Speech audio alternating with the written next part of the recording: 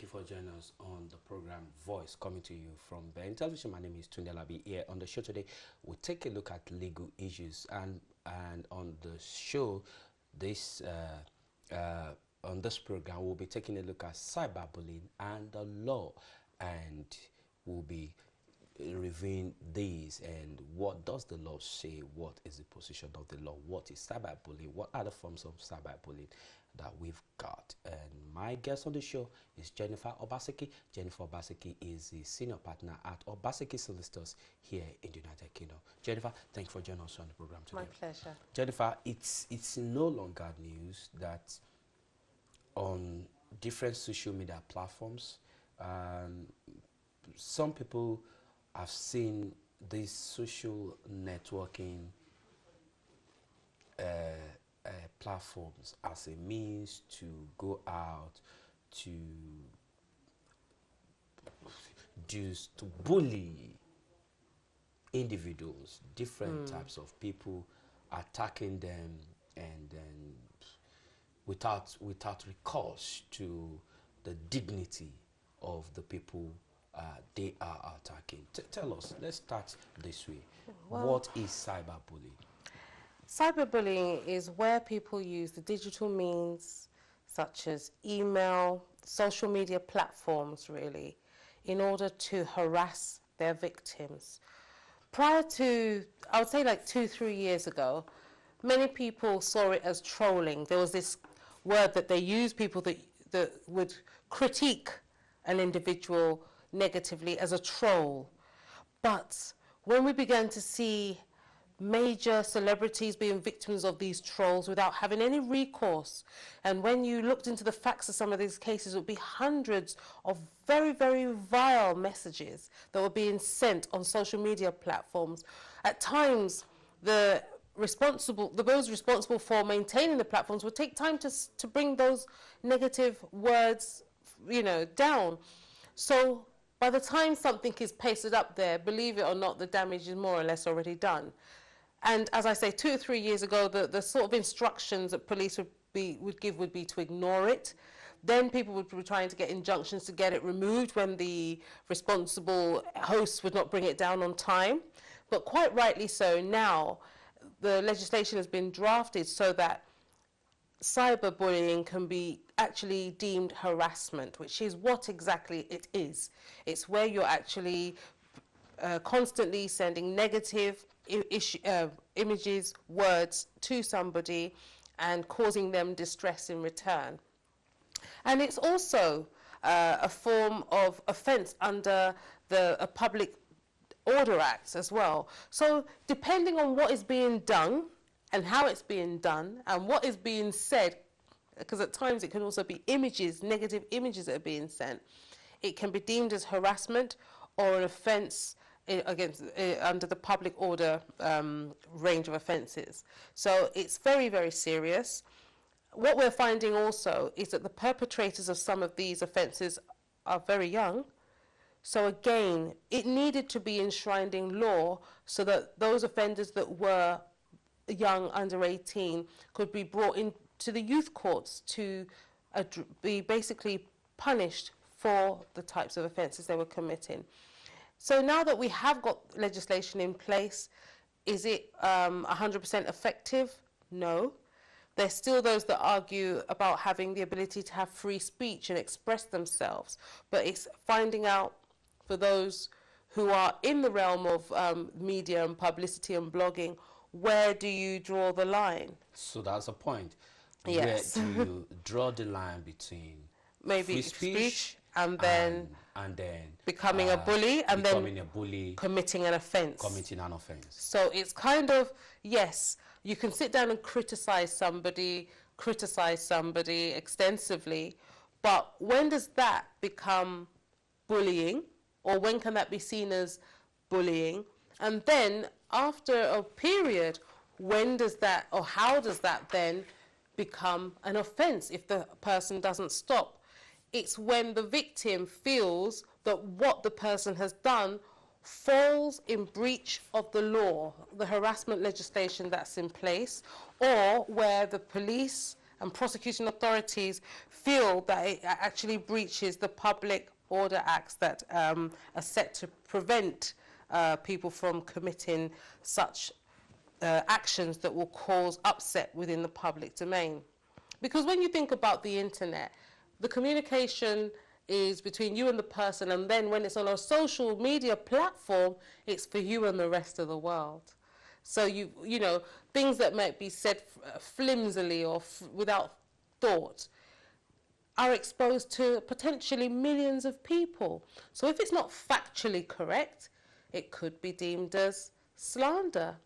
And you know, when you're thinking about bringing actions in a civil context, it's very expensive. Most actions have to be carried out at the High Court. So it's always, let me say, important to capture your evidence. Even if you are the victim and it's stressful and painful as it is, you have to retain as much evidence as you can if you want to then make sure you have enough for a criminal allegation to be brought, charges brought, and for that prosecution to succeed. Many of those, since the change in the law, many of those who have been seen to fall foul have actually admitted their guilt because they want to get the benefit of putting in an early guilty plea. Most recently, there was actually a lord, I think, who he trolled for months the lady that brought the claim against the government to bring them to actually have a vote in the House of Lords. This gentleman who trolled, racially abused, threatened and offered people to actually hurt this woman did it on social media platforms, and he was found guilty, you know, rightfully so, and he actually put in a guilty plea early because the evidence was there. She you know, she maintained her decorum. It was all gathered by the police, and, you know, thankfully he was prosecuted. I don't think that, given the fact that he actually offered people money to harm her, that the sentence that he got was enough. But the fact that he was actually somebody who was of, you know, high social standing, educated, considered to be upper class in this country, but yet he still did such a heinous thing.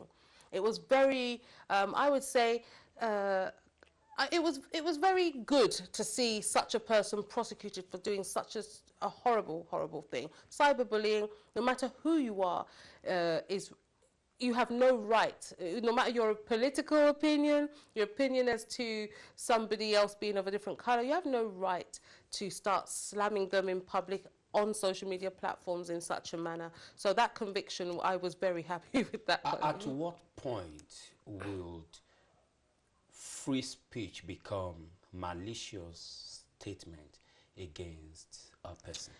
You see, a lot of this is quite subjective. You know, people are said, oh, you've got to have a thick skin, oh, just ignore this and ignore that.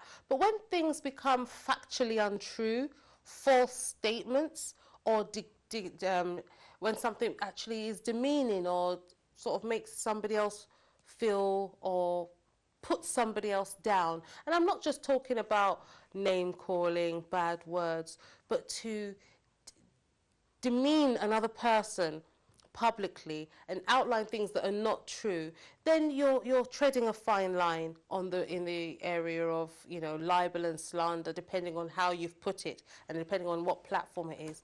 But when it becomes repetitive, constant, in different formats, when you now encourage other people also to dish it or to stay on that same trend of bringing that person down, false statements, name calling, it then moves into the criminal element of harassment. And if you're, again, trying to mobilize others on something that is negative, that is going to cause harm to people, so not only that person you're victimizing, but if you're also trying to get young people to attack or to, again, maybe send awful messages to this person, it might be then moving into another form of public order because you're, again, targeting or trying to mobilize vulnerable people, young people. So it then becomes you not just causing a problem to that one person, but becoming a problem for the public or a danger towards a large group of vulnerable people. or the public at large. So there are two types of offences that can be met. And again, depending on what is said, if it's of a racial nature, it adds towards the evidence, but there may be further offences if it's homophobic. Again, there could be further offences that are committed. So maintaining the evidence, making sure it's brought immediately to the attention of the police is important from the get-go. And don't be worried about the age of the perpetrator. Even if it's younger people that are doing this as an older person or to an older person that is the victim, again, it doesn't make no difference. The law will still catch them. At what point does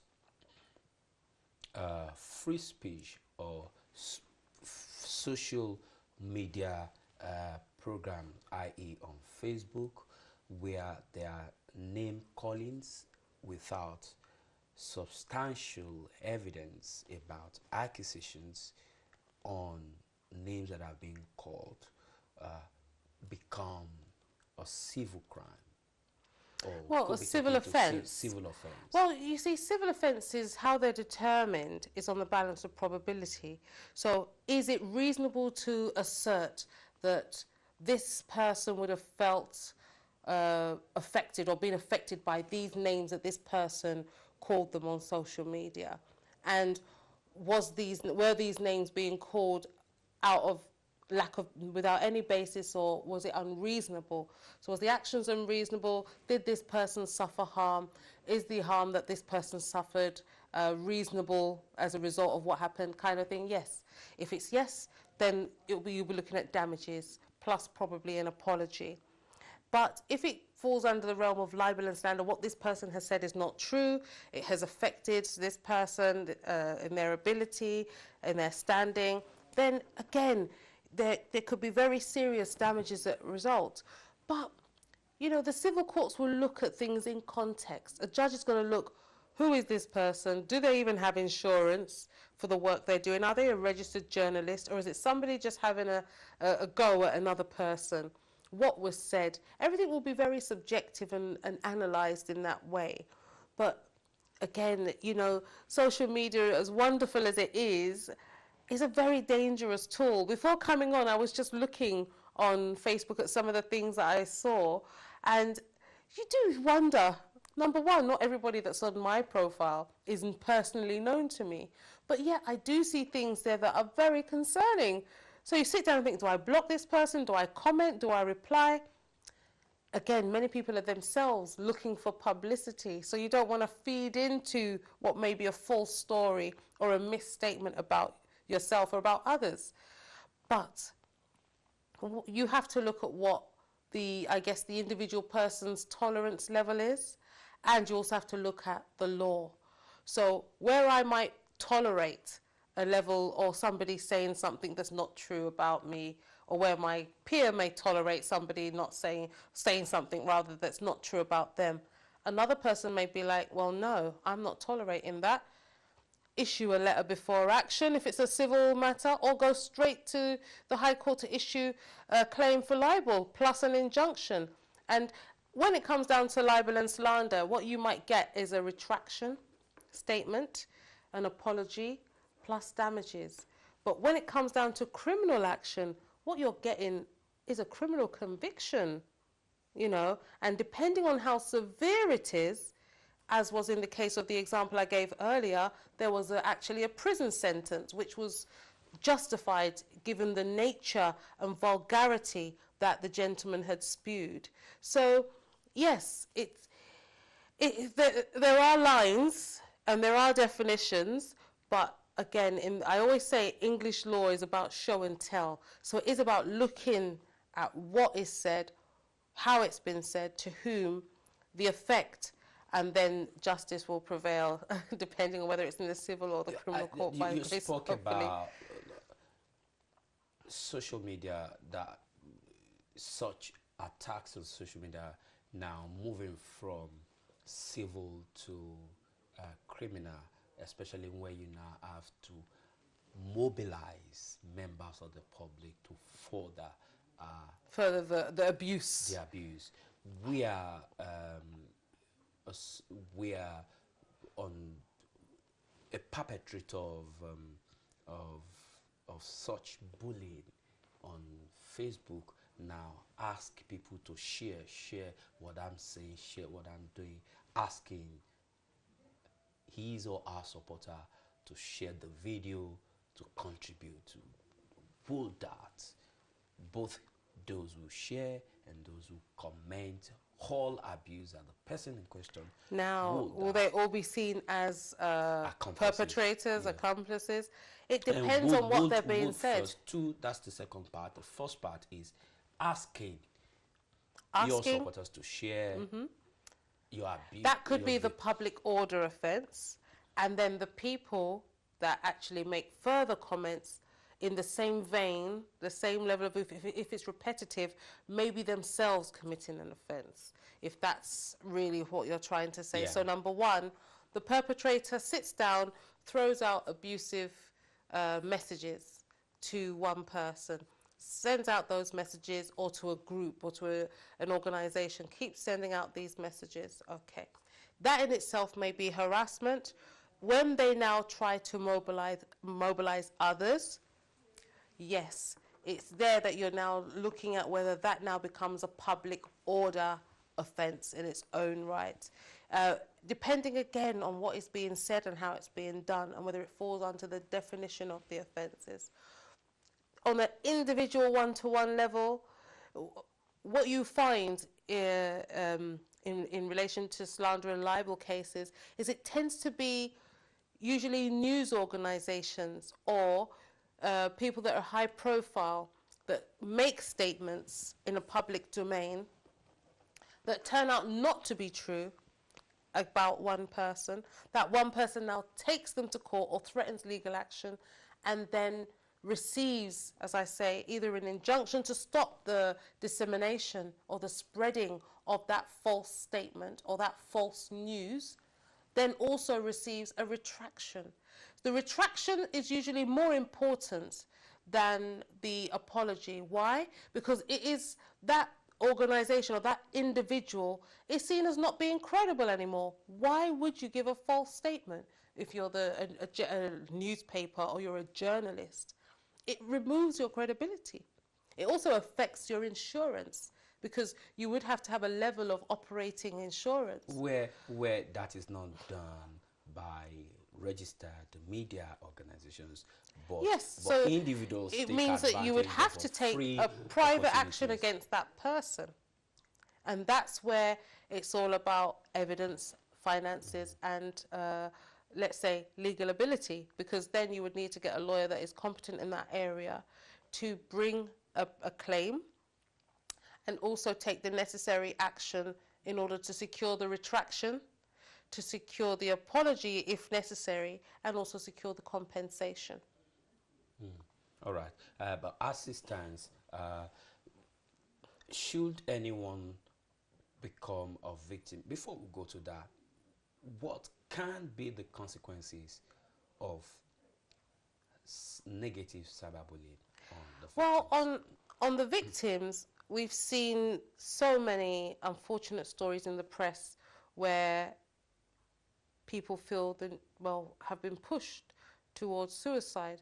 Apart from the fact that it can affect them traumatically, it can affect them in the sense that they will feel scared to go out. Obviously, it's awful in relation to how it affects their confidence. You can imagine if something is not true, but yet you look down on your social media profile and 2,000 people have seen something and believe it to be true of you.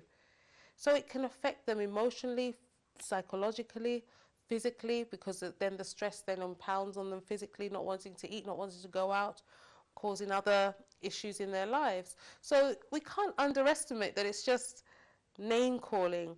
In fact, it is so serious that you find that the legislation and the way it's been enforced by the police is very robust. The government has set up units to deal with this specifically, especially when it comes around the teenagers, because what you find is kids don't realize how cruel their actions are. You find that many of the parents only get to know that their child is being a victim of cyberbullying when they're seeing those negative effects that I've just listed. So it's important that we do talk about it. It's important that the perpetrators realize the effect that they're having on victims, that it's not just a laugh, it's not just funny.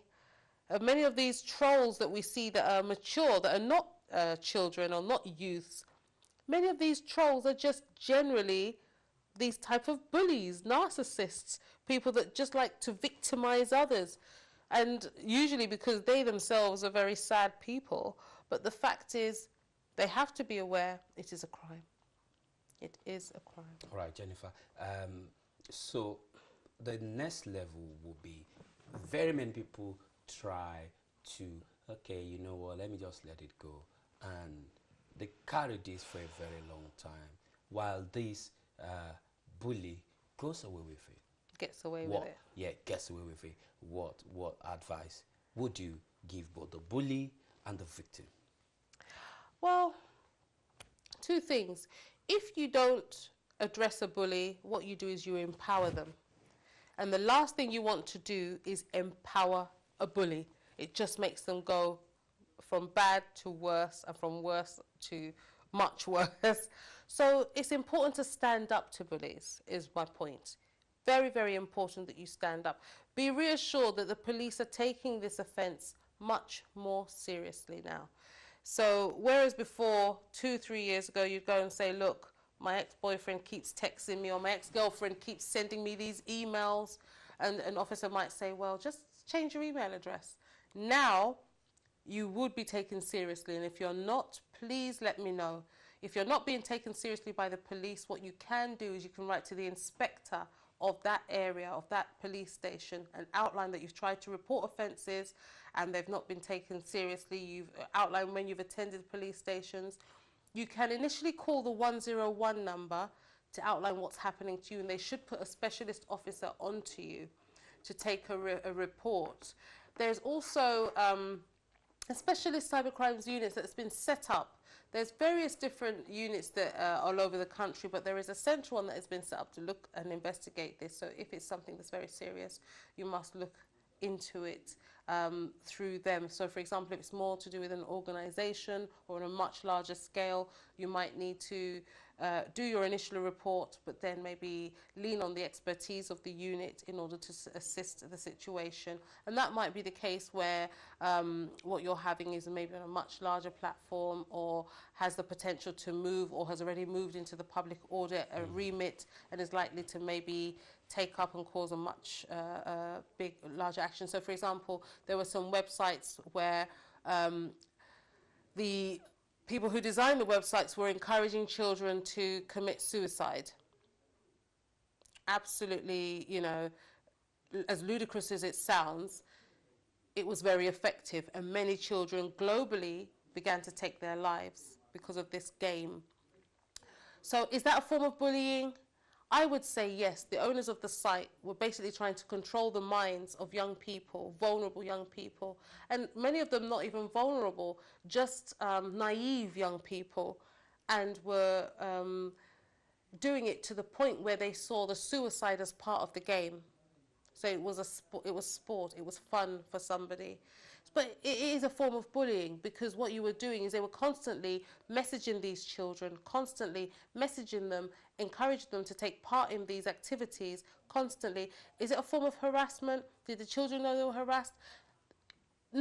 It's not 100% strictly within the lines of the law, but the way I interpret it, because they were vulnerable, because the messages were repetitive, yes, it was a form of harassment, but did the children realise that they were victims to this game? Honestly, they did not. But was it a public order issue? Yes, it was, because of the number of people that it affected, and potentially had the ability to even affect more until they started to Jennifer, take action. because of our time, my last question. Is there a space barrier in terms of somebody being in another country, cyberbullying another person in another country? Is there a barrier because you're in Nigeria, cyberbullying somebody in UK, therefore you cannot? No, not at all. That case actually showed, because it was global, that the crime can be seen to be committed where the perpetrator lives, because that is where the perpetrator is likely to be arrested. The offence, even if it's committed online, on the internet, defining where the offence is committed might be a little issue, but believe me, most countries have offences that fall and capture cyberbullying and cyber harassment. So don't be afraid just because the person's not in the country, think it's a waste of time reporting it. No. Don't feel that it's a waste of time bringing an action in the country where the person lives to get an injunction to stop them. You do have to bring the action where the perpetrator is resident. Okay. Okay? All right, thanks, Jennifer. This is why we can go. My name is Tony Alabi. We've been looking at the issue of cyberbullying and the position of the law on the program. It's been a pleasure. If you have been a victim of cyberbullying, you've heard the situation, you want to get on legal advice as soon as possible. All right, you might want to get in touch with Jennifer. It's been a pleasure. Until I come your way again, stay out of trouble.